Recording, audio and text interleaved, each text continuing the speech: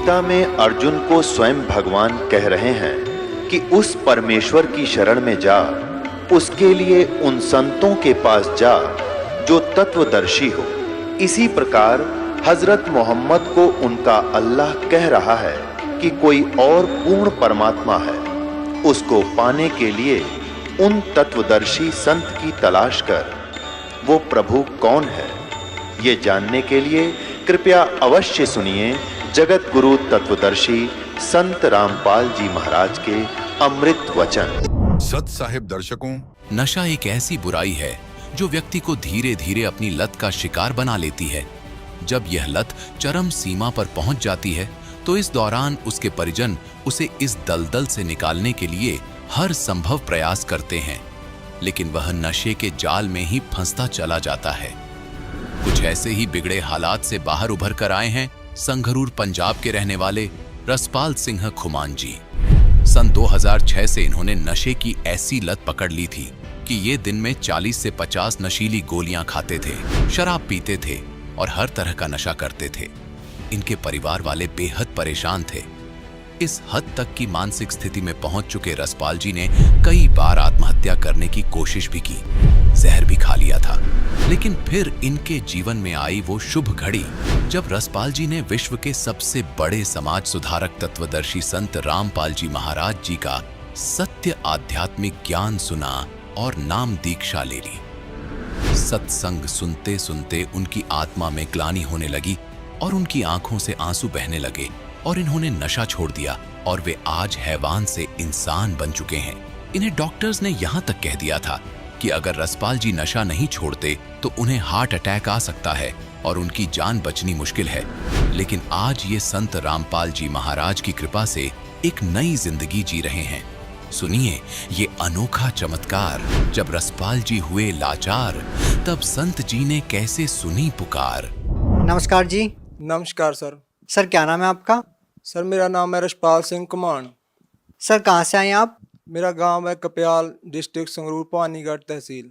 Sir संत रामपाल जी महाराज की शरण में आने से पहले आप क्या साधनाएं करते थे?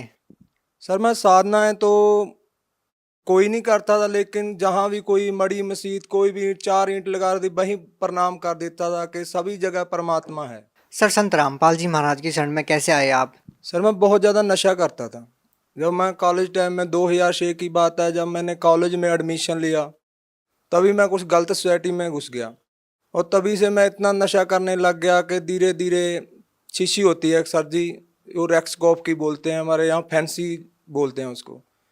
वो फैंसी की मैं शीशी पीने लग गया और कैरी सोमा की गोली खाने लग गया। 50-50 गोली खा जाता और 3-3 4-4 वो शीशियाँ पी जाता और सुल्फा पीता था सर जी, और मैं शराब की भी बोतल पी जाता था और सारा दिन लड़ाई झगड़े करने, कभी कहीं। घर वालों ने परेशान थे मेरे से। घर में रोटी कभी बनती कभी नहीं बनती तो घर वाले बना के रख देते, खाते नहीं, सारे घर वाले परेशान थे। और तभी मेरे गांव का एक लड़का था, उसने मेरे को बताया कि भाई ऐसे ऐसे करके एक संत है, संत रामपाल जी महाराज जी, कि उनका पास तू नाम ले ले। उसने, वो भी नशा करता था, उसने संत रामपाल जी से नाम दीक्षा ली थी, तो वो मेरे को ले गया वहाँ आश्रम में। मैं आश्रम में गया और मैंने जाके वहाँ सारा सिस्टम देखा और उसके बाद मैंने भी नाम ले लिया वहाँ जाके। नाम लेने के बाद मैं घर आ गया और मैंने ज्ञान बिल्कुल नहीं सुना और मैं आते ही फिर नशा करने लग गया।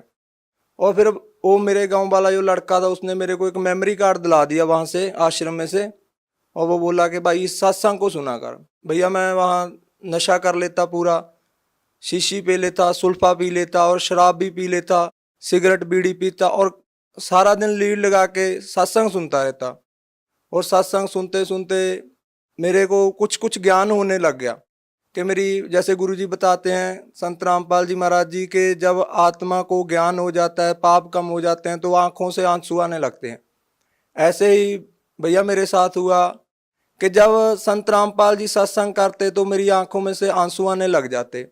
और एक दिन संत रामपाल जी ने वो सत्संग सुनाया गुरु नानक साहब जी का, कि ऐसे ऐसे गुरु नानक साहब जी को परमात्मा बई नदी पे मिले और वहाँ सतलोक लेके गए। सारा उन्होंने बताया कि उन्होंने ये नाम जपा। तो सिख समाज में होने के कारण मेरा और ज़्यादा इंटरेस्ट बढ़ गया तो भैया जी ऐसे ऐसे करते करते मैंने, आप जो विश्वास नहीं करोगे, मैंने सत्संग सुनते सुनते नशा छोड़ दिया। शीशी ले पीना बंद कर दिया, सुल्फा पीना बंद कर दिया। सर जैसे कि आपने बताया कि आप नशे के इतने आदी थे कि एक दिन में 50-50 गोलियां नशे की आप खा लेते थे और आपके परिवार वाले और आस पड़ोस वाले भी आपसे बहुत ज़्यादा दुखी थे। तो सर जब आप संत रामपाल जी महाराज की शरण में आए तो सर उसके बाद आपके जीवन में क्या परिवर्तन आया, क्या आपके अनुभव रहे? परिवर्तन जो आया, ये पहले तो मेरे को यकीन ही नहीं था, क्योंकि मैंने 4 महीने जनरेशन केयर सेंटर है अपने हमारे यहाँ पटियाला में, मैंने वहाँ 4 महीने मेरे घर वालों ने नशा छोड़ने के लिए वहाँ छोड़ के रखा मेरे को, और मैं उन्हीं की गाड़ी लेके भाग आया और आते ही फिर मैंने नशा करना शुरू कर दिया। और मेरे को ऐसा था भैया कि कोई भी ऐसी ताकत नहीं कि ये नशा छुड़वा दे, और मैं छोड़ना भी चाहता था। मेरी माँ, आप सच नहीं मानोगे, मेरी माँ मेरे को कह देती थी कि बेटा तू मर जा। मैं कह देता था माँ मेरे से मरा नहीं जाता, तू मेरे को ऐसे कर, कुछ खाने में मिला दे और मेरे को मत बता। आप भैया यकीन नहीं मानोगे, मेरे घर पे जाके ये पूछ सकते हो, यही स्थिति सेम टू सेम थी हमारे घर पे। वो मैं कहता था माँ तू इसमें डाल दे कुछ, मेरे को मत बता और मैं मर जाऊंगा, ठीक है। और भैया मैंने बहुत बार मैंने सुसाइड करने की भी कोशिश की, मेरा पूरा गाँव इस बात का गवाह है कि मैंने 1-2 बार ना ये जहर भी ले लिया था, खा लिया था, और फिर मैं बच जाता था। और तब मैं संत रामपाल जी महाराज के जहाँ जाने से पहले मैंने सोचा भी ऐसी कोई ताकत नहीं यार जो मेरा नशा छुड़वा दे, क्योंकि मेरे को नींद भी नहीं आती थी, मैं मेंटली अपसेट हो जाता था जब मैं थोड़ा बहुत नशे की डोज ऊपर नीचे हो जाती थी। तो मैंने सोचा भी ऐसी कोई ताकत नहीं। जब मैं वहाँ गया तो मैं उस दिन भी नशा करके गया, जिस दिन मैंने नाम दीक्षा ली तब भी मैंने, और मेरे साथ वाला जो मेरे गाँव का लड़का था उसने बोला कि भाई तू ऐसा बोल दियो कि गुरुजी मेरा नशा छुड़वा दो। मेरे को यकीन बिल्कुल नहीं था कि मेरा नशा छूट जाएगा, क्योंकि इतना नशा, इतनी डोज लेने के बाद मेरे को कोई यकीन नहीं था। और मैं गया, मैंने बोला गुरुजी ऐसे करके दास नशा करता है, आप मेरा नशा छुड़वा दो। गुरुजी बोले, सिर पे हाथ रखा कि बेटा आज के बाद तू नशा नहीं करेगा। और भैया जब संत रामपाल जी ने, महाराज जी ने मेरे सिर के ऊपर हाथ रख के कहा कि बेटा तू आज के बाद नशा नहीं करेगा, और भैया वो दिन है और आज का दिन है, मुझ को इतनी नफरत होगी नशे से कि नशा करना तो दूर, मैं किसी को ले आके भी नहीं देता। और जो गांव वाले, मेरी गली मोहल्ले के लोग थे जो मेरे से बात करना भी पसंद नहीं करते थे, और आज मेरे से वो हंस हंस के बोलते हैं कि भैया तू आदमी बंदा बन गया, तू हमारे गांव में कहते हैं कि ये बंदा बन गया, अब कहते हैं कि तू बंदा बन गया यार, पहले तू इंसान नहीं था, एक हैवान था। सर और क्या लाभ मिले आपको संत रामपाल जी महाराज से नाम दीक्षा लेने के बाद? सर जी इससे बड़ा लाभ क्या हो सकता है, मेरे गांव में जाके पूछ लो, मेरे गांव वाले ये कहते थे कि ये आदमी नहीं बचेगा, कुछ भी कर ले कोई। दुनिया के लिए इससे ज्यादा बड़ी मिसाल क्या हो सकती है कि एक नशेड़ी को नशा छोड़ना सबसे बड़ी, जो भी मेडिकल नशा, कोई भी ऐसा डॉक्टर नहीं था। मेरे घर वालों ने मेरे को डॉक्टरों को भी दिखाया, वो डॉक्टर कहते थे, अपनी बात बता रहा हूँ हकीकत में, कि वो कहते थे कि भैया इसका पता क्या करो, आप इसको थोड़ी सी अफीम दो और शाम को इसको इंग्लिश का दिया दो, दारू का एक दिया दो, अगर ये नहीं, इतना नशा नहीं लेगा तो इसको अटैक आ जाएगा। आज मैं देख लो अपना सारा खेती का काम करता हूँ, कुछ अपनी जमीन है, कुछ मैं ठेके पे ले लेता हूँ, कम से कम 60-70 बीघा की खेती कर रहा हूँ, जबकि वो कहते थे कि ये बच ही नहीं पाएगा, इसको अटैक आ जाएगा यदि इसने नशा छोड़ दिया। इससे बड़ा लाभ क्या होगा। और मेरे माता पिता आज भी कहते हैं कि यदि वो आपके गुरुजी संत रामपाल जी महाराज जी आपके ऊपर दया ना करते तो 2 महीने भी नहीं जी सकता था। सर जैसा कि आज की जो नौजवान पीढ़ी है, खासकर सर हम पंजाब की बात करना चाहते हैं जहां नशा चरम सीमा पर है, तो सर आज के युवा लोगों को आप क्या कहना चाहते हैं? मैं आज की युवा पीढ़ी को यही संदेश देना चाहता हूं कि भैया कोई ताकत नहीं जो आपका नशा छुड़वा देगी। कोई भी, आप कहीं भी चले जाओ, किसी डॉक्टर के पास, किसी भी पीर के पास, किसी भी सियाने के पास, किसी के पास भी चले जाओ, क्योंकि जितना भैया पैसा मैं नशे में बर्बाद करता था, उतने ही पैसे मेरे घर वालों ने इन सियानों में, इन पीरों में खराब कर दिए, तो किसी का कुछ भी नहीं हुआ। मैं इनको यही संदेश देना चाहता हूं कि आप संत रामपाल जी महाराज का सत्संग आता है, आप ध्यान से सत्संग सुनो। अगर आप नशा छोड़ना चाहते हो तो एक यही तरीका है, और संत रामपाल जी महाराज जी हैं जो आपका नशा छुड़वा सकते हैं, वरना दुनिया की कोई ताकत नहीं जो आपका नशा छुड़वा दे। जो लोग आज संत रामपाल जी महाराज से जुड़ना चाहते हैं, वो लोग चाहते हैं कि आपकी तरह उनका भी नशा छूट जाए, वो भी आपकी तरह लाभ पाना चाहते हैं, तो वो नाम दीक्षा कैसे ले सकते हैं? वो नाम दीक्षा भैया ऐसे ले सकते हैं जैसे कि सत्संग आता है टीवी पे, उसके नीचे एक पट्टी आती है, उस पट्टी के ऊपर यदि आपने बुक मंगवानी है तो वो भी नंबर है, वो नंबर है सारे दिए हुए हैं। उन नंबरों पे कांटेक्ट करो और बताओ कि आप कौन से जिले से हो, और हर एक जिले में लगभग आज नामदान केंद्र हैं। आप वहां से जाके नामदान लो और संत रामपाल जी से होने वाले लाभ उठाओ। जो भी आपके दुख तकलीफ हैं, संत रामपाल जी कहते हैं कि सबसे पहले हम उसके दुख तकलीफ दूर करते हैं जो हमारी शरण में आता है। भैया एक ये भी बात है कि अगर हमारे दुख नहीं दूर होंगे, हमें कोई टेंशन है, दुख है, तो हम भक्ति भी नहीं कर पाएंगे। और संत रामपाल जी एक ऐसे संत हैं जो सबसे पहले दुख दूर करते हैं। अगर आप देखना भी चाहते हो कि वाकई ये लाभ होते हैं या नहीं, पहले ज्ञान समझो, फिर नाम लो, उसके बाद देखो। जी धन्यवाद। नमस्कार दर्शकों, अभी आपने सुने संत रामपाल जी महाराज से दीक्षा प्राप्त करके सुखी हुए भक्त के अनुभव। अब देखिए जगत गुरु तत्वदर्शी संत रामपाल जी महाराज के मंगल प्रवचन। तो कहते हैं कि ये बताने वाला संत कि वासुदेव सर्वमिति, कि वो सर्वशक्तिमान परमात्मा ही सब कुछ है, वो ही सबका पाप नाशक है, वो ही सबको मोक्ष देने वाला है, वो सबकी उत्पत्ति करने वाला है, और केवल वही उपास्य है। इष्ट रूप में उपासना उसी की करनी चाहिए। तो ये बताने वाला संत तो बड़ी मुश्किल से मिलेगा। तो इन्होंने बैठा रखा था सारा। अच्छा, गीता अध्याय नंबर 18 के श्लोक नंबर 62 में स्पष्ट किया कि तू सर्वभाव से उस परमेश्वर की शरण में जा। अरे अज्ञानी अनाड़ी हमारे गुरु धर्मगुरु कहते हैं ना, अपने विषय में कह रहा आ जा, कोई बात नहीं, तू सुखी शरण में था, वो खुद पहले ही था। गीता अध्याय नंबर 2 के श्लोक नंबर 7 में अर्जुन पहले ही कह रहा कि मैं आपकी शरण हूं और मेरी बुद्धि अब काम करना बंद करेगी, मेरी अकल काम नहीं करती, जो हमारे हित में हो आप हमें बताओ, आप हमारे गुरु हो, हम आपके शिष्य। अर्जुन कह रहा मैं तो आपकी शरण पहले ही हूं। तो यह 18वें अध्याय के 66वें श्लोक में ये विचलित हो गए। उसका मूल संस्कृत मूल पाठ ऐसे है कि सर्वधर्मान परित्यज्य माम एकम शरणम वर्ज अहम तवा सर्व पापे भो मोक्षामि मा सच। अब गीता ज्ञानदाता कहता है कि मेरे सतर की जो साधना तू कर रहा है, 17वें अध्याय के 23वें श्लोक में 3 पुरुषों की भक्ति है, सत्पुरुष, अक्षर पुरुष और परम अक्षर पुरुष की। ओम तत्सत इति निर्देश ब्रह्मणा त्रिवेद समर्थ है। ब्राह्मणा तेन वेदा च यगा विहता पुरा। ओम तत्सत, ओम इस सत्पुरुष का ब्रह्म का है, और तत् ये सांकेतिक है, सत भी सांकेतिक है। ये तत् है अक्षर पुरुष का मंत्र है, और सत भी सांकेतिक है, जिसको सार नाम कहते हैं। ये परम अक्षर पुरुष का, उस पूर्ण परमात्मा का मंत्र है। तो यहां इसने बताया 18वें अध्याय के 66वें श्लोक में कि जो तू सही संत तुझे मिलेगा तत्वदर्शी, वो 3 मंत्र की उपासना देगा।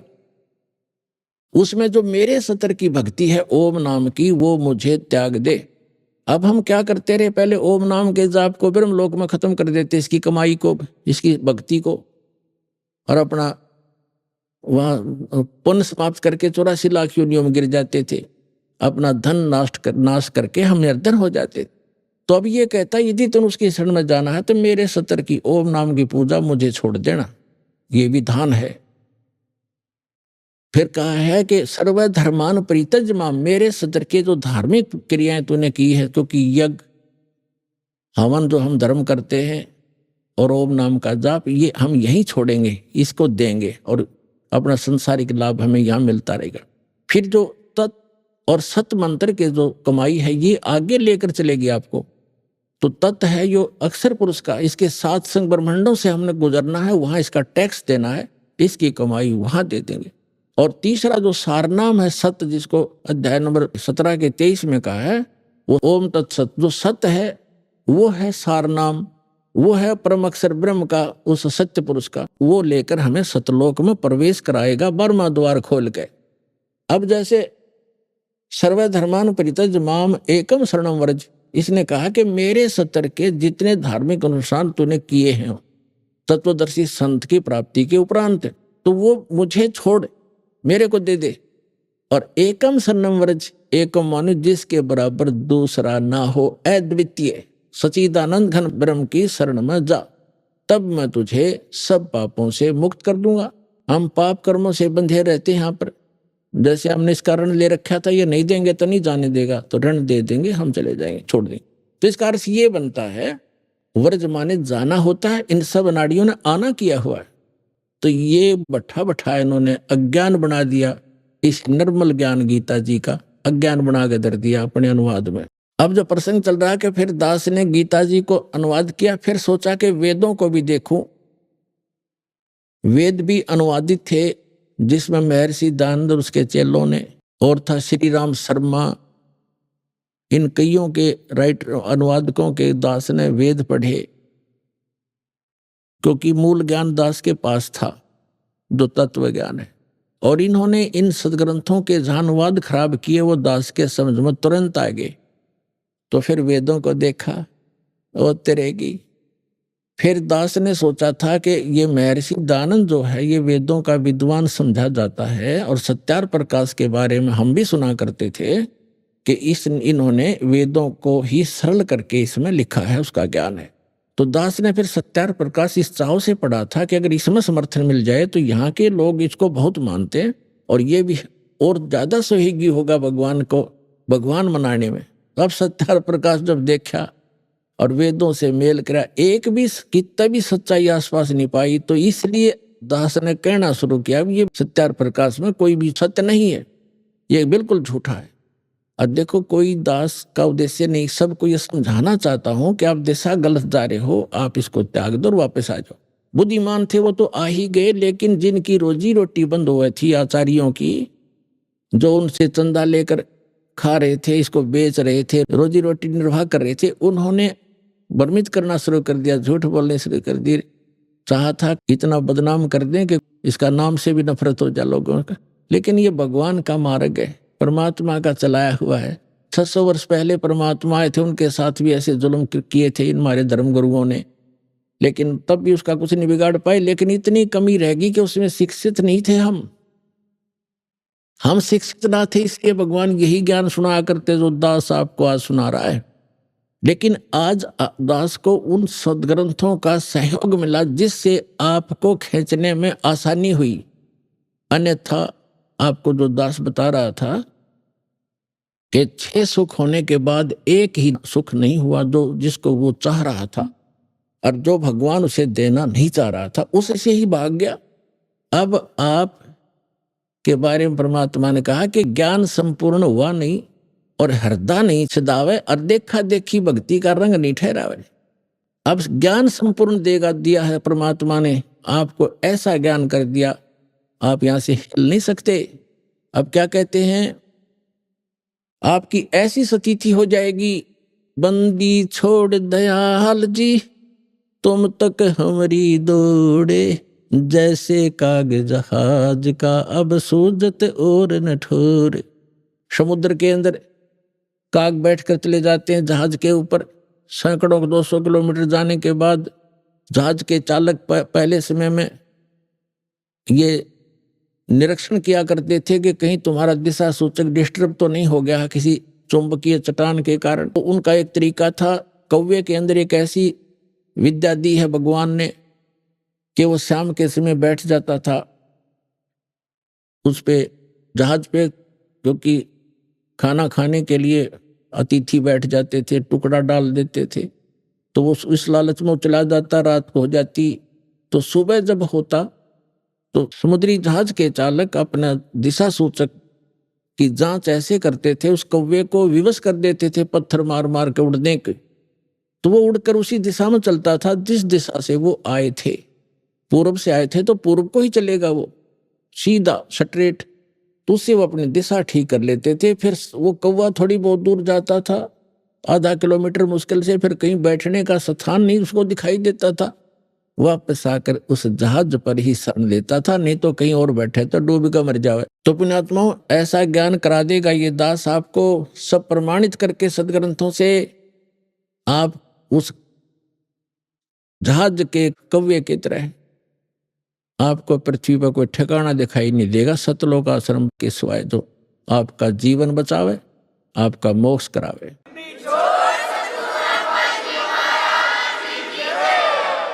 परम पिता परमात्मा पूर्ण ब्रह्म सारी सृष्टि के रचनहार, कुल के मालिक,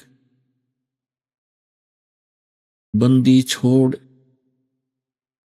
काल के लोक से कर्म बंधन से छुड़वाने वाले बंदी छोड़, कबीर परमेश्वर ये हमारे जनक हैं, हम सब आत्माओं के पिता हैं और हम सभी यहाँ पर इस काल के लोक में कर्मों के बंधन से बंध गए।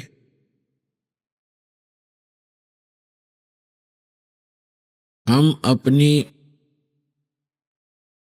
भूल के कारण, गलती के कारण यहाँ फंस गए। यहाँ हम बहुत कष्ट उठा रहे हैं। कोई जीव सुखी नहीं, किसी को अगले पल का पता नहीं कल आपका क्या होगा, एक सेकंड के बाद आपके साथ क्या घटना घटेगी। इसके बावजूद भी हम चिंतित नहीं होते। इसका कारण क्या है? इसके विषय में परमात्मा ने स्वयं आकर ज्ञान दिया है। वो परमात्मा चारों युगों में आते हैं, यथार्थ ज्ञान स्वयं ही बताते हैं और कहते हैं कि कबीर ये माया अटपटी, सब घट आन अड़ी, और किस किस को समझाऊं या कुएं भांग पड़ी। अपन आत्मा विचार करने की बात है कि हम प्रतिदिन देखते हैं कहीं फ्लड आ जाता है, सैकड़ों की संख्या में मानव मर जाते हैं, कहीं सूखा गिर जाता है, हाहाकार मच जाती है, कहीं भूकंप आ जाता है, कई बार तो लाखों की संख्या में जनहानि हो जाती है।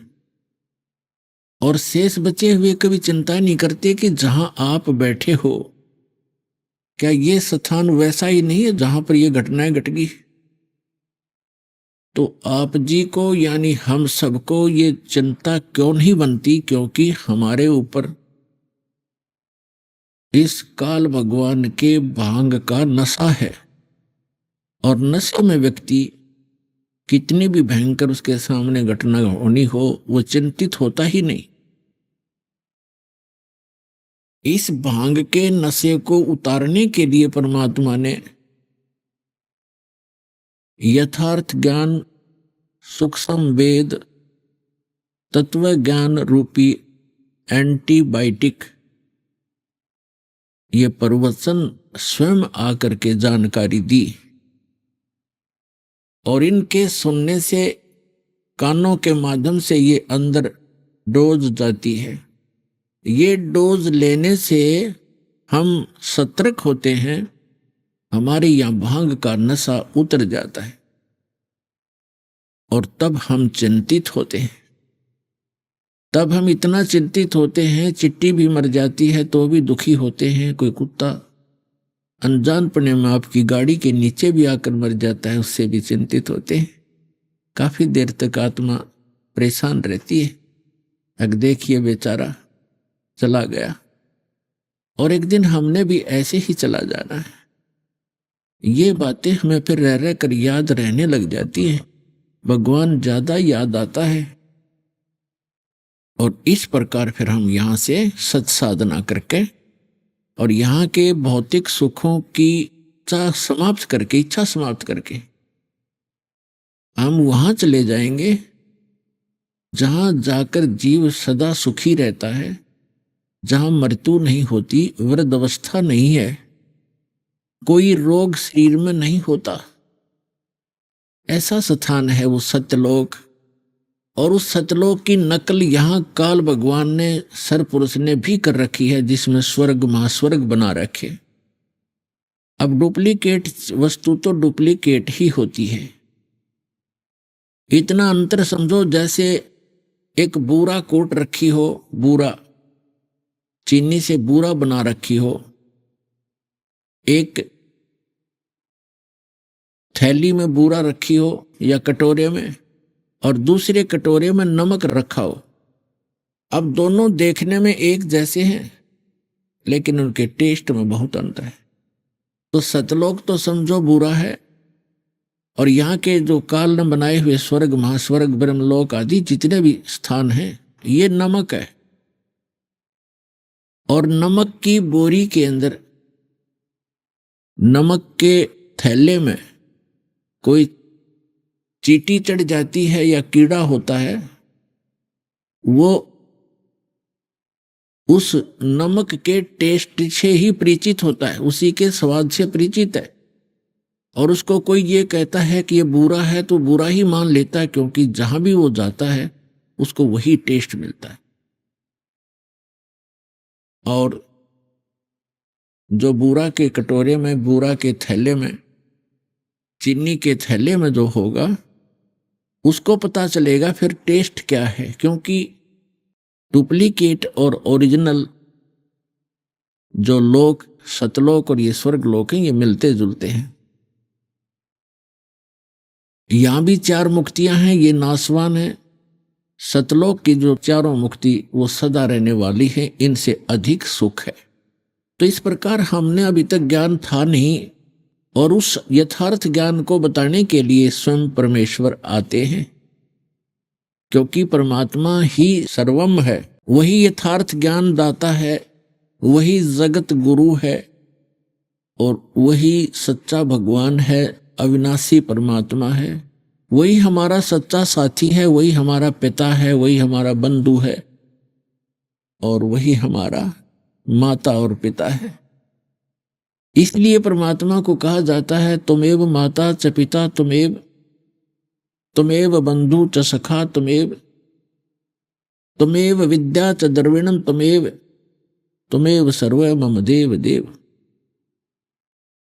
परमात्मा ही अपना सर्व साथी है, अपना सच्चा मित्र है। हमारा सच्चा माँ और बाप का रोल भी वही करता है। ठीक है, हमारे माता पिता भी हमारी बहुत ध्यान रखते हैं, विशेष ममता भी होती है, लेकिन वो स्थायी नहीं है।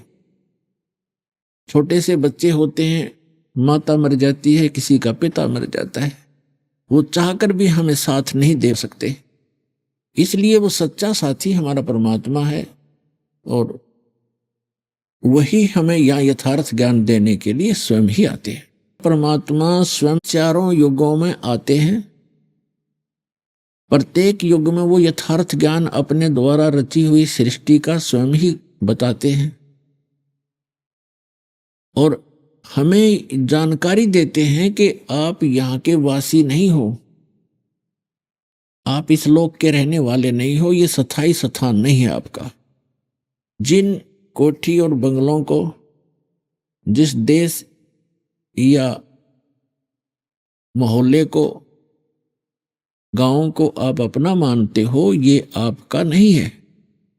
मृत्यु के उपरांत ना जाने कहाँ आपका पुनर्जन्म होगा, किसी पशु रूप में या पक्षी रूप में, मानव रूप में होगे तो हो सकता है आपका दूसरे देशों में जन्म हो जाए, क्योंकि आपके पूर्व के संस्कार एक दूसरे से मिलते जुलते हैं, रले मिले हैं, जिस कारण से आपका स्थायी स्थान नहीं है। इसके विषय में परमात्मा से परिचित महापुरुषों ने कहा है। आदरणीय गरीबदास साहिब जी कहते हैं,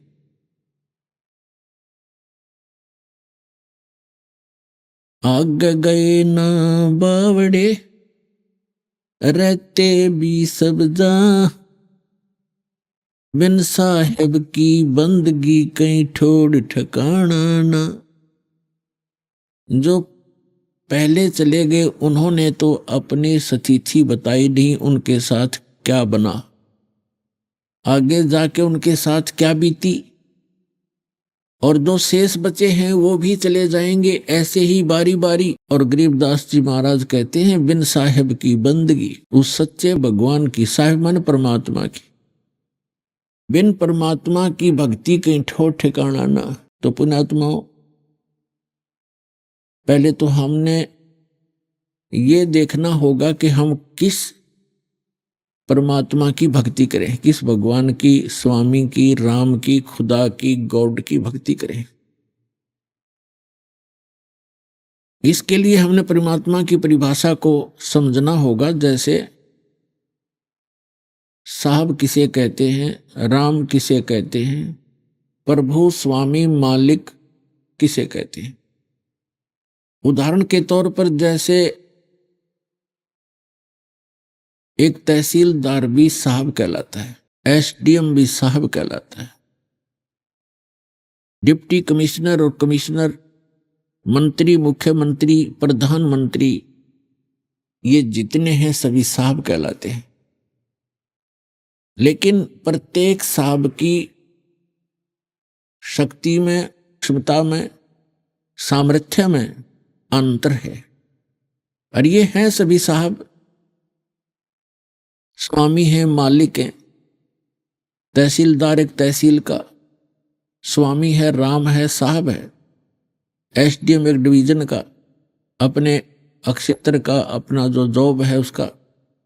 और डिप्टी कमिश्नर एक जिले के अंदर साहब है, कंट्रोलर है। कमिश्नर 4-5 डिस्ट्रिक्ट्स के ऊपर होता है। और मंत्री एक स्टेट का, राज्य का, एक विभाग का होता है स्वामी, साहब, मालिक। और मुख्यमंत्री उन सभी मंत्रियों के ऊपर भी साहब होता है, वो केवल एक राज्य का, एक टुकड़े का होता है। और प्रधानमंत्री बहुत से मुख्यमंत्रियों के ऊपर साहब होते हैं। इसी प्रकार पूरी व्यवस्था भगवान की भी आपने ऐसे ही समझनी होगी। जैसे अन्य भी देव हैं, जैसे वरुण देव है जल का देवता, जैसे कोई सिंचाई मिनिस्टर है, सिंचाई मंत्री, इरिगेशन मिनिस्टर, तो वो सिंचाई मंत्री एक मनुष्य होता है, उसको नहर महकमे का मंत्री भी कहते हैं, नहर मंत्री। तो ऐसे नहर मंत्री नहीं है, वो मनुष्य मंत्री है, जिसके अंतर्गत सभी सिंचाई स्रोत आते हैं, वो उनका कंट्रोलर होता है। इसी प्रकार जैसे विद्युत मंत्री होता है, बिजली मंत्री, तो वो बिजली नहीं होता, वो मनुष्य होता है। ऐसे ही हमारे देव हैं, जैसे कुबेर देवता है, कुबेर ये वित्त मंत्री है। ऐसे ही जितने ये पृथ्वी हैं, जैसे ऊपर के लोकों में ग्रह हैं, इनकी कंट्रोलर एक देवी पृथ्वी देवी है। वो पृथ्वी मिट्टी नहीं है, वो एक देवी है, नर आकार की है। ऐसे ही सूर्य देव है। ये सूर्य जो आग का गोला, ये देव नहीं है, वो सूर्य एक देवता है, नर आकार है, जिसके अंतर्गत सभी प्रकाश स्रोत आते हैं। ऐसे एक बहुत घने सूर्य हैं, प्रकाश स्रोत हैं, वो उसके अंतर्गत आते हैं। तो भूल से इस सूर्य को देवता मानकर हम इसी पर अपना केंद्र कर लेते हैं ध्यान कि ये भगवान है, देवता है। और इन सभी देवों के 3 मुख्य देव हैं। वो एक श्री ब्रह्मा जी, दूसरे श्री विष्णु जी और तीसरे श्री शिव शंकर जी। ये 3 लोकों में एक विभागीय मंत्री है। जैसे ब्रह्मा जी रजोगुण विभाग के मिनिस्टर हैं, साहब हैं, मालिक हैं, स्वामी हैं। भगवान विष्णु जी जो हैं, ये 3 लोकों के अंदर सतोगुण विभाग के मंत्री हैं। और भगवान शंकर तमोगुण विभाग के साहब हैं, राम हैं, मालिक हैं, देव हैं, स्वामी हैं। एक ब्रह्मांड के अंदर 14 लोक हैं, 88,000 खेड़े अलग से बने हुए हैं, सपतपुरी हैं, ब्रह्मलोक, ऊपर एक गुप्त लोक है, ब्रह्मलोक के ऊपर एक और लोक है। तो ये लोक एक ब्रह्मांड के अंदर, यह सूर्य, चंद्रमा, पृथ्वी, स्वर्ग, पाताल, तल, अतल, वितल, और श्री ब्रह्मा, श्री विष्णु, श्री शिव जी के लोक, इंद्र का लोक, धर्मराज का, न्यायाधीश का लोक, और ऊपर ब्रह्मलोक, दुर्गा जी का लोक, ये कुल मिलाकर गोलोक आदि ये 14 लोक होते हैं। सूर्य है, चंद्रमा है, तो एक ब्रह्मांड के अंदर ये इतनी ही सामग्री होती है। ऐसे ऐसे 21 ब्रह्मांड हैं, उसका स्वामी है ब्रह्म सरपुरुष। श्रीमद् भगवद गीता अध्याय नंबर 15 के श्लोक नंबर 16 और 17 में 3 पुरुष हैं, प्रभु हैं, स्वामी हैं। अब ब्रह्मा विष्णु महेश की तो स्थिति से अपरिचित हो गए हो, अन्य देवों की स्थिति से भी परिचित हो गए हो कि ये कितने साहब हैं, कितने स्वामी हैं, कितने मालिक हैं। और इनका पिता जो है ये 21 ब्रह्मांड का साहब है, ब्रह्मा विष्णु महेश का पिता, यानी 21 ब्रह्मांड में जितने प्राणी हैं ये इसी की संतान हैं। देवता इसी से उत्पन्न हुए, आगे इन देवों से देव हुए, उन आगे संतान हुई, ऐसे। तो एक ब्रह्मांड में आपको व्यवस्था बता दी और 21 ब्रह्मांड हैं इस सरपुरुष के।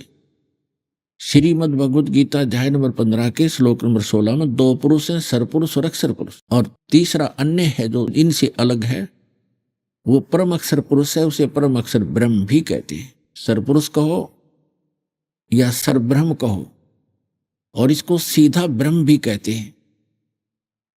ब्रह्म की परिभाषा आपको बताएं, ब्रह्म क्यों कहते हैं इसको। लेकिन ब्रह्म का अर्थ तो साब ही होता है, भगवान होता है, परमात्मा होता है। लेकिन अब जैसे किसी भी विभाग में आप देख लीजिए या कोई भी व्यवस्था देखें, जैसे बकरे पालता है कसाई, उनका साहब है, मालिक है। लेकिन वो किस टाइप का साहब है तो उनका मालिक स्वामी है, उसके अंतर्गत हैं, उनका जो चाहे सो वो कर सकता है। लेकिन वो साहब होते हुए भी उसका नेचर कैसा है, उसकी ड्यूटी कैसी है, उसका कर्तव्य क्या है, ये प्रत्येक साहब के कर्तव्य में अंतर है। इसी प्रकार समझो कि ये जो काल है ये उस कसाई जैसा साहब है, और इसके 21 ब्रह्मांड हैं जिसमें हम सबको रोक रखा है। इसका कर्तव्य कैसा है, फिर भी ये साहब है। और ब्रह्मा विष्णु महेश इस ब्रह्म के सरपुरुष के ये 3 मुख्य शक्तियां हैं इसकी, जो इसकी यहां व्यवस्था बनाए रखते हैं। जैसे कसाई ने बकरे पाल रखे हों, बकरे बकरियां, उनमें 3 नौकर छोड़ रखे हों। एक उनको बाहर से लाता है मोल और वहां छोड़ देता है, दूसरा उनको चरा कर लाता है, सारा दिन उनकी देखभाल करता है, और तीसरा शाम को जितने चाहिए कसाई को निकाल ले जाता है। ऐसी ड्यूटी दे रखी है ब्रह्मा विष्णु महेश को इस काल भगवान ने, क्योंकि इसको श्राप लगा हुआ, इसने गलती कर रखी है। 1 लाख मानव शरीरधारी प्राणियों के ये शरीर से निकले हुए गंध को नित आहार करता है। ऐसे ही ये जैसे ब्रह्मा जी से प्रेरित होकर कैसे भी प्राणी इसके रजोगुण प्रभाव से संतानों उत्पत्ति करते हैं, श्री विष्णु जी सतिथि बनाए रखते हैं, और शंकर जी हमें मारकर इस काल कसाई के पास भेज देते हैं। ये व्यवस्था यहाँ की है। और फिर भी ये स्वामी है, साहब है, ब्रह्म है, मालिक कहलाता है। अब जैसे एसपी ऑफिस में जो भी स्टाफ काम करता है तो उनके लिए वो बार बार ये नहीं कहते कि एसपी साहब ने ऐसे बोला है। उसके जो हेड क्लर्क, अन्य जितने भी क्लर्क या कोई और जो कर्मचारी होते हैं, एक दूसरे से कहते हैं कि साहब ने ऐसे बोला है। उनके लिए अंडरस्टूड है साहब मतलब एसपी साहब, वो बार बार एसपी साहब नहीं कहते। इसी प्रकार ये ब्रह्म जो है 21 ब्रह्मांड का मालिक है, और ये कैसा मालिक है, इसकी ड्यूटी कर्तव्य क्या है, नेचर क्या, स्वभाव कैसा है, इसके कर्म कैसे हैं, ये आपको बता दी। ये फिर भी साहब है। तो यहाँ के जितने भी ऋषि मुनि थे, इन्होंने ब्रह्म कहना शुरू कर दिया कि ब्रह्म है, साहब है, ये प्रसिद्ध हो गया ये, और इसी को पुरुषोत्तम मान लिया, क्योंकि इसका विकल्प नहीं। इसको पुरुषोत्तम कैसे माना, जैसे श्रीमद् भगवद गीता अध्याय नंबर 15 के श्लोक 16, 17 और 18 में ये निर्णायक ज्ञान दिया है कि 3 पुरुष हैं। एक सरपुरुष है जो गीता ज्ञान देता है, ये 21 ब्रह्मांड का स्वामी है, इसको सरब्रह्म भी कहते हैं। और ये ब्रह्म प्रसिद्ध हो गया, इसलिए हो गया कि इसके अंतर्गत जितने भी ऋषि महर्षि देव हुए हैं ये इनका साहब है। इसलिए सीधा कहते हैं ब्रह्म एक पावर है, वो निराकार है, वो कभी दिखाई नहीं देता। इसने प्रतिज्ञा कर रखी है कि मैं कभी किसी के सामने नहीं आऊंगा, किसी भी साधना से मुझे मेरा दर्शन नहीं हो सकता, ऐसी इसने प्रतिज्ञा कर रखी है। और गीता अध्याय नंबर 7 के श्लोक नंबर 24 और 25 में स्वयं भी स्वीकार करता है, श्री कृष्ण जी में प्रवेश करके बोल रहा है कि अर्जुन मैं कृष्ण नहीं हूं, इस ये बुद्धिहीन व्यक्ति अबुध है, मुझ अव्यक्तम को व्यक्तिम आपनम मनन्ते अबुधा, मुझ अव्यक्त को, अव्यक्त माने मैं गुप्त रहता हूं, अपनी योग माया से छुपा रहता हूं, मैं कभी किसी के समक्ष नहीं आता, ये मेरा अटल घटिया नियम है, अनुतम। और ये मुझे श्री कृष्ण मान रहे हैं व्यक्ति रूप माया हुआ, मैं कभी नहीं आता ऐसे, कभी के किसी के समक्ष नहीं होता। गीता अध्याय नंबर 11 के श्लोक नंबर 47 और 48 में कहता है कि अर्जुन जो आपने ये मेरा रूप देखा विराट, ये है मेरा ओरिजिनल रूप, ये असली रूप मेरा ये है काल का। और मेरे दर्शन इससे पहले ना आप किसी को हुए, आपसे पहले, और ना आगे हो सकते, ना किसी जप से, ना तप से, ना किसी वेदों में वर्णित विधि से, ना किसी क्रिया से। मेरे दर्शन नहीं कर सकता, इस रूप के दर्शन नहीं कर सकते। रूप के दर्शन करना मतलब भगवान प्राप्ति, तो वेदों में वर्णित विधि से परमात्मा प्राप्ति नहीं हुई। इन ऋषि महर्षियों ने झक मार लिए, समाधि लाला देख ली, और ओम का नाम इनका टॉप मोस्ट मंत्र है, फाइनल मंत्र है, इसका जाप करके देख लिया, ये वेदों में लिखा है। तो वेदों में वर्णित विधि से ये कहता मैं मिलूंगा ही नहीं किसी से, तो इन्होंने आप पर डिफाइन कर दिया गॉड इज फॉर्मलेस, परमात्मा निराकार है। तो यहां जो प्रसंग चला है कि ये इसके अंतर्गत सभी के लिए साफ प्रसिद्ध हो गया, ब्रह्म ब्रह्म हो गया, ब्रह्म है, सर्वशक्तिमान है, इस 21 ब्रह्मांड के लिए सर्वशक्तिमान है ही ये। गीता अध्याय नंबर 15 के श्लोक 16 में 2 पुरुष बताए, सरपुरुष और अक्षर पुरुष। सरपुरुष आपको बता दिया, ये सरब्रह्म कहो, ब्रह्म कहो, 21 ब्रह्मांड का स्वामी है, ये काल कहो, ज्योति निरंजन कहो, ब्रह्मा विष्णु महेश जी का पिता कहो। और 7 ब्रह्मांड का स्वामी है अक्षर पुरुष। एक ब्रह्मांड में जो आपको सामग्री बता दी, ये इतनी ही है प्रत्येक में। गीता अध्याय नंबर 15 के श्लोक नंबर 16 में 2 पुरुष बताए, सरपुरुष और अक्षर पुरुष। फिर बताया कि इन दोनों के अंतर्गत जितने भी प्राणी हैं वो सब नाशवान है, स्थूल शरीर उनके नाशवान है। जीवात्मा तो वैसे किसी की नहीं मरती, चाहे पशु है चाहे पक्षी है, तो ये स्वयं भी नाशवान है, दोनों सरपुरुष और अक्षर पुरुष। और इनके अंतर्गत जितने प्राणी हैं वो भी नाशवान है। अब गीता अध्याय नंबर 15 के श्लोक नंबर 17 में तुरंत कहा है कि उत्तम पुरुष है तू अन्य। पुरुषोत्तम, पुरुष माने परमात्मा, उत्तम माने श्रेष्ठ। वो श्रेष्ठ परमात्मा तो इन दोनों से अन्य है, सरपुरुष और अक्षर पुरुष से, और वही परमात्मा कहा जाता है। परमात्मा, अब परमात्मा की डेफिनेशन आपको बताएंगे। वो परमात्मा कहा जाता है और वही तीनों लोकों में प्रवेश करके सबका धारण पोषण करता है। अब गीता अध्याय नंबर 8 के श्लोक नंबर 1 में अर्जुन ने पूछा कि हे भगवान, आपने 7वें अध्याय के 29वें श्लोक में जिस तत्परम के विषय में कहा है कि उस तत्परम को जानकर, सारे अध्यात्म ज्ञान को समझकर और सभी कर्मों से परिचित प्राणी केवल जरा और मरण से छूटने का, मोक्ष पाने का ही प्रयत्न करता है। यहां संसार की किसी वस्तु की डिमांड नहीं रखता, इच्छा नहीं रहती। तो किम तत्परम, 8वें अध्याय के प्रथम मंत्र में अर्जुन ने पूछा गीता जी में कि किम तत्परम, वो तत्परम कौन है, क्या है। 8वें अध्याय के 3रे श्लोक में गीता ज्ञानदाता ने कहा कि वो परम अक्षर ब्रह्म है, यानी गीता ज्ञानदाता से अन्य है वो। तो गीता अध्याय नंबर 15 के श्लोक नंबर 17 में उस परम अक्षर ब्रह्म के बारे में बताया कि उत्तम पुरुष तु अन्य परमात्मा इति उदाहरत ये लोक तटरमाविश्य विवृति अवैश्वर। गीता अध्याय नंबर 15 के श्लोक नंबर 18 में गीता ज्ञानदाता कहता है कि जितने प्राणी मेरे अंतर्गत हैं 21 ब्रह्मांड में, उनसे मैं श्रेष्ठ हूं, उनसे तगड़ा हूं, उनसे शक्तिशाली हूं। इसलिए मैं लोक और वेद में, लोक वेद में, लोक इस 21 ब्रह्मांड का भी एक लोक कहलाता है। जैसे एक राज्य है, स्टेट, और पूरा भारत में लगभग 29 राज्य हैं, ये सारा मिलाकर भी देश है।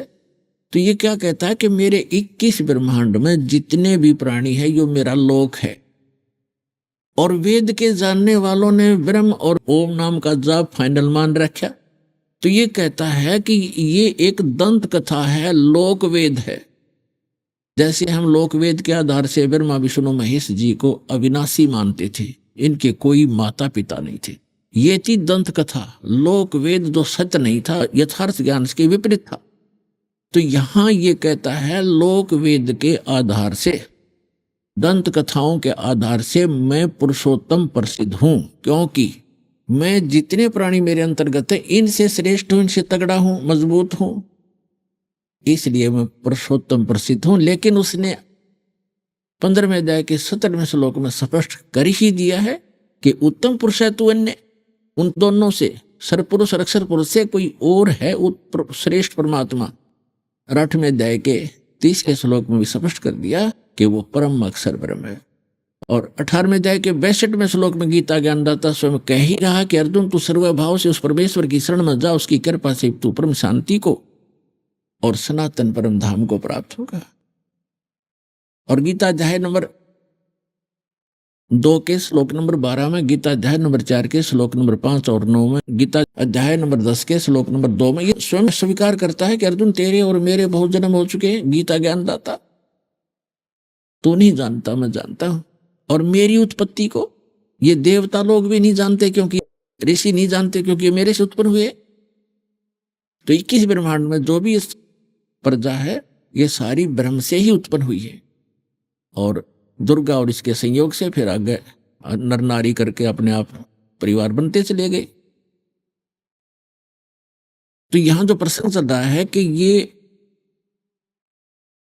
कितना प्रभु है, कितना स्वामी है, ये परिभाषा बता रहे हैं आपको प्रभु की, स्वामी की। तो 21 ब्रह्मांड का स्वामी ये ब्रह्म है। यहां जन्म और मृत्यु सदा बनी रहेगी। इसको श्राप लगा हुआ है 1 लाख मानव शरीरधारी प्राणियों का आहार करने का, जिसके लिए इसने व्यवस्था कर रखी है। जन्म और मृत्यु सदा रहेगी इसके लोक में। यहां से निकल जाएंगे उस परम पिता परमात्मा के बताए मार्ग अनुसार साधना करके मर्यादा में रहते हुए हम यहां से निकल जाएंगे, तो फिर ऐसे स्थान पर चले जाएंगे जहां जन्म मृत्यु नहीं होती। यहां तो आपने जाना पड़ेगा। आप चाहे अपने आप को कितना ही व्यवस्थित मान रहे हो और कितना सुख मान रहे हो बेटे और बेटियों का, कार और कोठियों का, ये आपकी नहीं है। आपका कब समझ में आएगी ये तो आपकी भक्ति और आपकी आस्था पर निर्भर करता है। ये स्थान आपका नहीं है। आज याद कर लो, और चाहे फिर जिस दिन वो टाइम आओगा आपका जाने का फिर याद कर लियो। उस समय कुछ नहीं बनेगा। जिस समय आप जाने के समय याद करोगे सचमुच ठीक कहा करते, आज तो कुछ भी नहीं अपना, लेकिन उस समय कुछ नहीं बन पाएगा। इसको पहले याद रखना पड़ेगा। और ये सच्चाई है। सत्य को स्वीकार करने में हानि नहीं होती, लाभ ही होता है। तो हमको और विकल्प पता लग गया कि पहले तो पता नहीं था, हम फिर मरे, सभी मर रहे हैं, मर गए भाई, ठीक है जो होगा देखी जाएगी। कोई विकल्प नहीं था। अब विकल्प है कि यहां से जाने के बाद इस साधना को करके आप कभी भी प्राण त्याग दो, सीधे वहां जाओगे अपने मालिक के पास।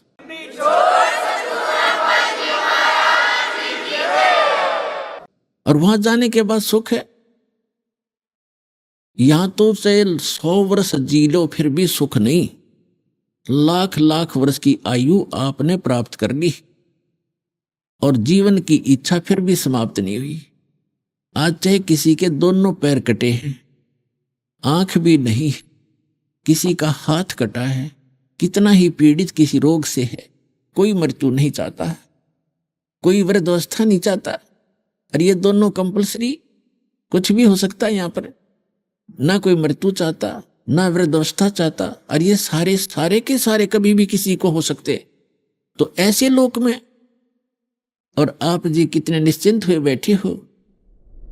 अभी आपने सुने संत रामपाल जी महाराज के मंगल प्रवचन।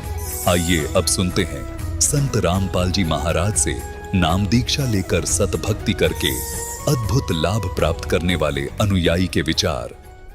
सत साहिब दर्शकों, आपको एक ऐसी महिला की दुख भरी दास्तान सुनाते हैं जो ब्रेस्ट कैंसर की 3rd स्टेज से एवं अन्य सांसारिक दुखों से जूझ रही थीं। रमा जी ने अपने दुख निवारण के लिए शिव को भगवान मानकर पूजा, लेकिन जब शिव भगवान से कुछ राहत ना मिलती दिखाई दी तो रमा जी झाड़ फूंक का सहारा लेने को मजबूर हो गई, लेकिन उससे भी इनको कोई लाभ नहीं मिला।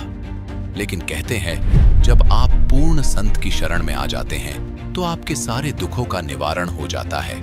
इसलिए जब इन्होंने संत रामपाल जी महाराज जी की शरण ली तब इनकी कैंसर जैसी बीमारी, जिसको डॉक्टरों ने भी ठीक होने से मना कर दिया, वो कैसे छूमंत्र हो गई। दर्शकों, आइए जानते हैं रमा जी की जीवन परिवर्तन की कहानी इन्हीं की जुबानी। बहन जी नमस्कार। नमस्कार जी। क्या नाम है जी आपका? रमा शर्मा। कहाँ से आए हैं जी आप? गांव सुनी, जिला शिमला, हिमाचल प्रदेश। संत रामपाल जी महाराज से नाम दीक्षा आपने कब ली? 16 जून 2018। संत रामपाल जी महाराज से नाम दीक्षा कैसे लिया आपने? जी, मैंने उनका सत्संग सुना और उनके सत्संग से प्रभावित होके लोगों के अनुभव भी सुने, जो जो उनको लाभ हुए उनको देख के फिर मैंने भी नाम दीक्षा ली। संत रामपाल जी महाराज से नाम दीक्षा लेने से पहले आप क्या भक्ति साधना करते थे? मैं आम भक्ति करती थी, जैसे सारे लोग करते। जैसे वैसे तो मैं शिव जी भगवान की भक्ति करती थी और जैसे व्रत वगैरह लेना सारा भक्ति करती थी और पूजा भी सारी करती थी, पर मेरे को उससे कुछ लाभ नहीं हुआ। क्या किसी साधु संत से भी जुड़े हुए थे आप? नहीं जी। संत रामपाल जी महाराज से नाम दीक्षा कैसे ली? कैसे मालूम चला आपको संत रामपाल जी महाराज के बारे में? संत रामपाल जी महाराज के बारे में मुझे मेरी बुआ है उनसे पता चला। उनके घर हम मम्मी के साथ सत्संग पे गए थे, वहाँ मैंने सत्संग सुना और तभी फिर मेरे मन में विचार आया कि मैं भी सत्संग, मतलब वहाँ पे जब लोगों ने बताया कि ऐसे ऐसे लाभ हुए हमारे को, फिर मैं पीजीआई से मेरा इलाज था चला हुआ, फिर उन्होंने बोला कहते आप ही ले लो। फिर मैंने सोचा कि मैं इनके नियम नहीं कर पाऊँगी। फिर उन्होंने बोला कहते आप पहले थोड़े दिन देख लो, अजमा लो, अगर फ़र्क पड़ेगा तभी लेना आपने। फिर मैंने 17 जून को नाम दीक्षा ली। नहीं, ऐसी क्या जरूरत आन पड़ी कि आपको संत रामपाल जी महाराज से ही नाम दीक्षा लेनी पड़ी? मैं बहुत परेशान थी, बीमारी से बहुत जूझ चुकी थी। मेरे को 3 साल हो गए थे लगातार प्रॉब्लम से। मेरे को ब्रेस्ट की प्रॉब्लम है और तीसरी स्टेज पे चला गया था मेरा कैंसर। मैं बहुत परेशान थी और घर वाले भी कोई साथ नहीं दे रहे थे। कैंसर की प्रॉब्लम थी आपको? हाँ जी। कहाँ पे दिखाया था आपने कैंसर? सर मेरा इलाज IGMC था चला हुआ। ये कहाँ पे है? शिमला स्नोडन से। इसके अलावा मेरा एक ऑपरेट हुआ था 2 साल पहले। उसके बाद ऑपरेट के बाद भी मुझे कोई फ़र्क नहीं पड़ा। इसके बाद 9 जनवरी को मेरा ऑपरेट हुआ था। उसके बाद 15 दिन के बाद फिर मेरे को दोबारा से और गिल्टियाँ शुरू हो गई। पहले एक में थी, फिर दूसरे में भी चली गई। डॉक्टर्स का क्या कहना था? डॉक्टर का कहना था ये कि फ़र्क पड़ जाएगा, आपको ऑपरेट करना पड़ेगा। फिर उसके बाद उन्होंने ऑपरेट की डेट दी, मैंने मना कर दी कि मैंने नहीं करवाना ऑपरेट। फिर मैं दवाइयाँ खाती रही। उसके बाद फिर मेरी प्रॉब्लम ज़्यादा बढ़ गई। फिर उसके बाद मैं पीजीआई चली गई। पीजीआई जाते फिर मैंने 1 हफ्ते दवाई खाई, उससे भी मेरे को कोई लाभ नहीं हुआ। फिर उसी के बाद मैं उसी के बीच में सत्संग गई थी, वहीं मैंने सत्संग सुना और फिर 2 दिन मैंने जाप किए, संत रामपाल महाराज जी के जाप किए। जोत नहीं जलाई थी मैंने, क्योंकि मैं इनके नियम नहीं कर पाऊँ, मैंने ऐसा सोचा था। फिर उसके बाद नाम लेने के बाद फिर बुआ की कॉल आई, कहते भैया आप कैसे भक्ति कर रही हो? फिर मैंने बोला मैं क्या भक्ति तो मैं कर रही हूँ, पर मेरे नियम नहीं हो पाएंगे, मेरे को शायद मुश्किल ही लग रहा है कि मैं निभा पाऊँगी। फिर उन्होंने बोला मेरे को कि आप जो जड़ाओ, दंडवत करो, उससे लाभ होगा आपको। फिर मेरा 19 को ऑपरेट होना था पीजीआई में। फिर मैं गई थी पीजीआई। फिर उसी दिन ये बुआ वगैरह भी चंडीगढ़ गए थे, तो इन्होंने बोला कहते हम जा रहे हैं रोहतक, और मेरी डॉक्टर उस दिन अचानक छुट्टी पे चली गई। कहते अगर तैने भी आना तू भी चल मेरे साथ। फिर मैं उसी दिन इनके साथ रोहतक चली गई। फिर उस दिन मेरे को इतनी शक्ति आई कि मैं नंगे पाँव पूरे रोहतक में चली, और बिल्कुल जहाँ मैं एक कदम नहीं चल पाती थी वहाँ मैंने पूरा रोहतक नंगे पाँव से चली।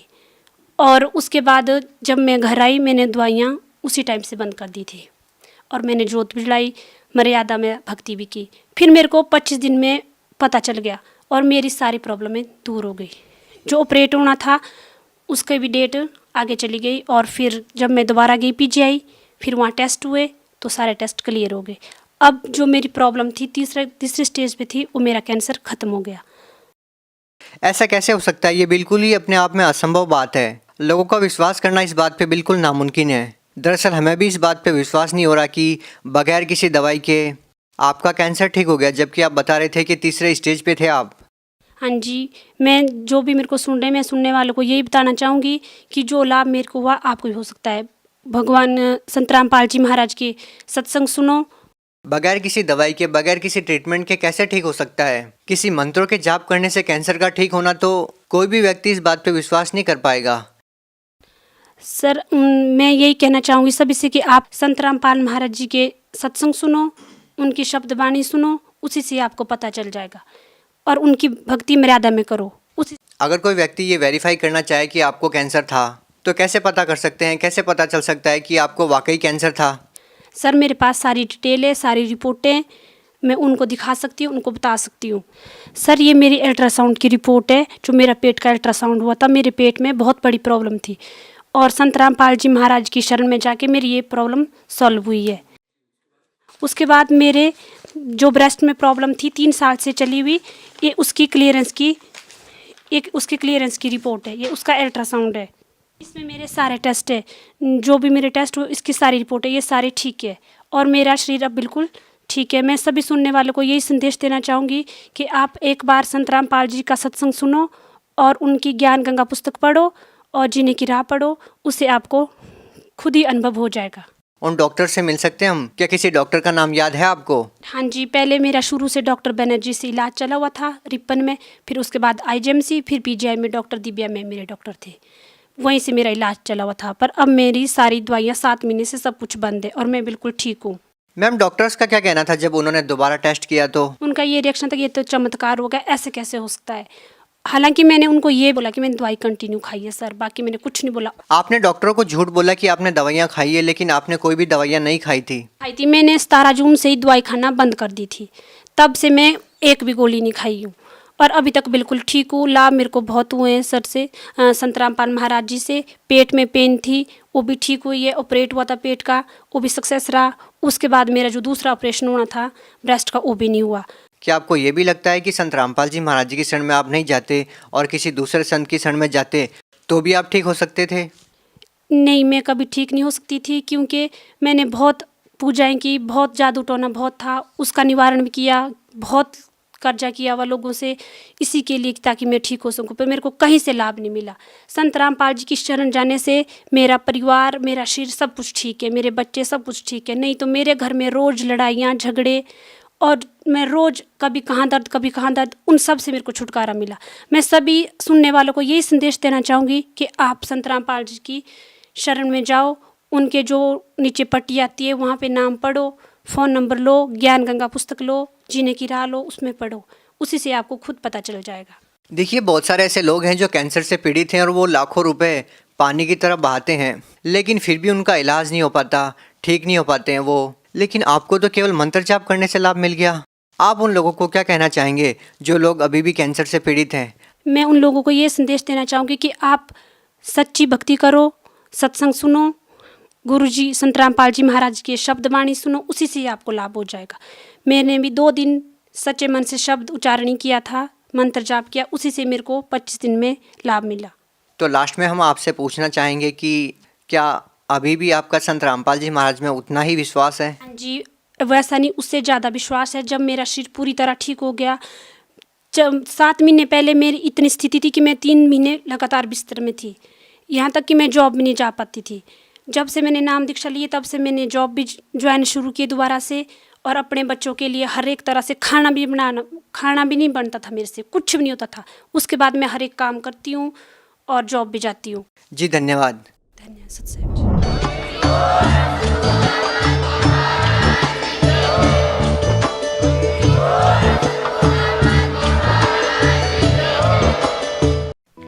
आप सुन रहे थे जगत गुरु तत्वदर्शी संत रामपाल जी महाराज के मंगल प्रवचन। अधिक जानकारी के लिए संपर्क करें।